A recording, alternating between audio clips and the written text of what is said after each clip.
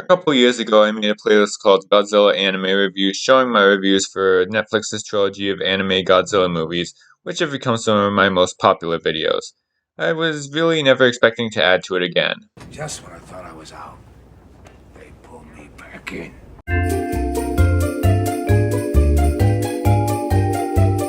This time it's a series, also on Netflix. And as contrast to the original trilogy, it for the most part feels like your average live action Godzilla movie, up to a point. The first season tells the story of the creatures first appearing, reimagined from the way they are in both the Japanese and American films, mostly in the sense that they come from another dimension, but also in more significant ways too.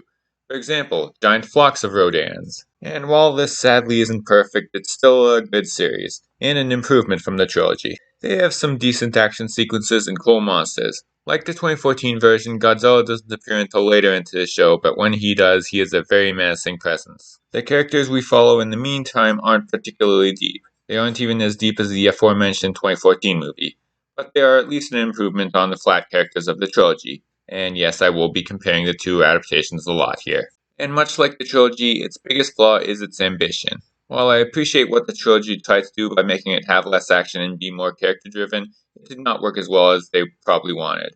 While this one doesn't take as much of a risk, the plot's more ambitious points are not as good as they want to be. Said plot revolves around parallel universes, wormholes, and even time travel, and these are pretty complex ideas that require a lot of exposition, and these scenes of exposition really drag it down. Also, they're actually pretty confusing. I'm not sure if I even fully understood what happened at the end. I think at some point in my reviews of the trilogy I used the phrase space jargon.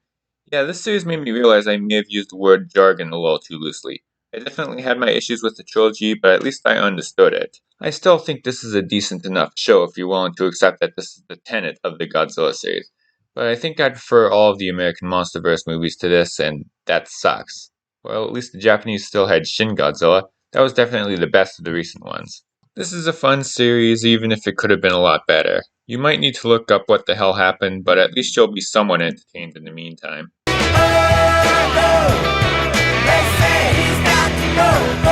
There, I fixed it.